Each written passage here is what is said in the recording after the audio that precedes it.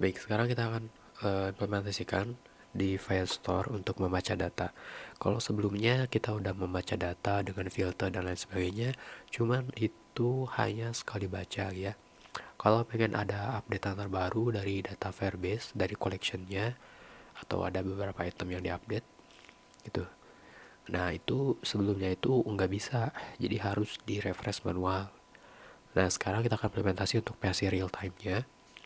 Di sini saya udah siapin satu halaman baru namanya Firestore Real Time Page. Tipenya adalah stateful Firestore Real Time Page. Kemudian di homepage teman-teman bikin satu lagi sehingga bentuknya seperti ini, ada Firestore Real Time gitu ya. Nah, ini kalau kita klik menuju ke halaman sini. Di Firestore Real Time Page masih menggunakan data dummy. Nah, kita akan implementasikan untuk data aslinya. Kalau secara template ini sama aja dengan yang ada di Firestore page di sini. Tinggal copy paste di sini. Kita ganti pakai dummy data dulu. Ini yang data sebenarnya. Oke. Nah, cara step pertama untuk mengimplementasikan real time Firestore, teman-teman bisa lihat di dokumentasi resminya. Di read data cloud Firestore ada listen for real time update. Di sini ada contohnya. Dan ini pun bentuknya stateful. Kita bisa contohnya di sini. Nah, ini adalah bentuk kita bikin dulu untuk data atau istilahnya streamnya, data streamnya yang real time itu kita simpan di class state-nya. Oke, di sini create snapshot kita import dulu, kemudian di sininya kita ganti jadi animal stream seperti ini.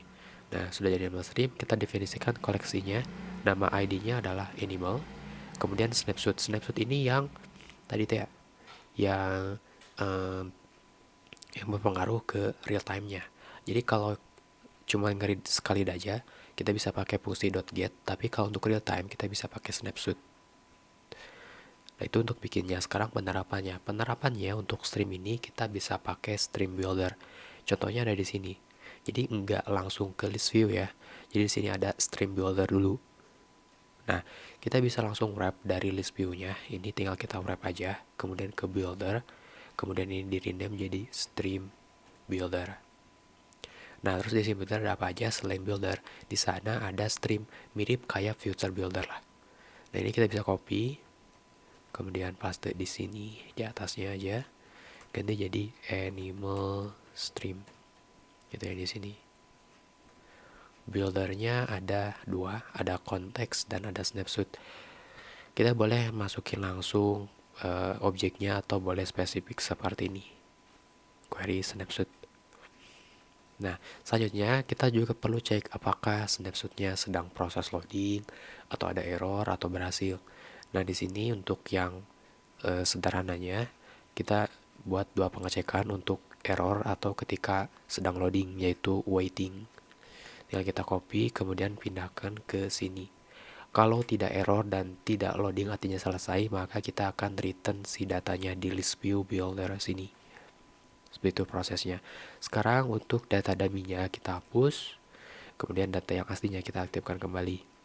Nah, untuk ngambil dari data snapshot-nya, datanya itu snapshot di sini, kita harus masukin di sini atau dibungkus pakai variabel dulu boleh.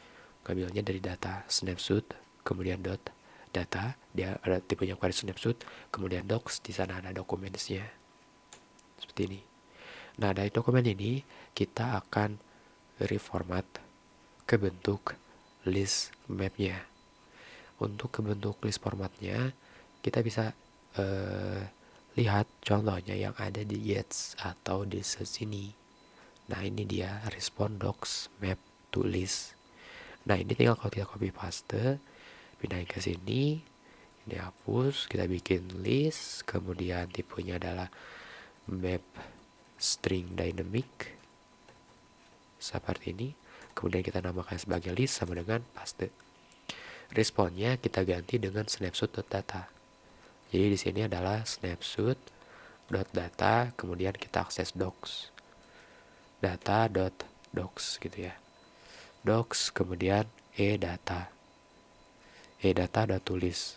Dan di sini masih ada error. Kita lihat dulu property docs can be unconditional access because can be null. Oke, berarti data sini ya. Kita coba ganti jadi var dulu. Var. Oke, berarti masalahnya bukan di tipe tapi di sini di data. Data bisa jadi 0. Oke, sebentar.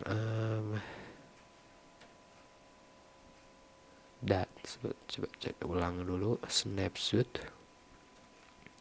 Kemudian dot data. Oke, di sini katanya tipenya itu query snapshot tipe 0. Kita kerjakan seperti ini. Kemudian dot docs. Oke, udah aman berarti. Coba tambahin. Yes. Oke, sekarang masalahnya ada di list object can be assigned variable list map string. Oke, di sini katanya datanya masih berbentuk objek. Kita harus casting di sini. Casting as seperti ini.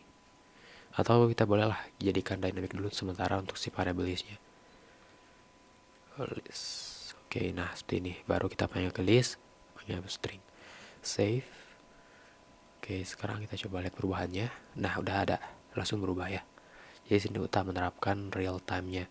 Sekarang untuk menerapkan real time-nya, kita akan coba tambahkan data baru di sini. Untuk melihat perubahannya, kita harus kecilkan dulu.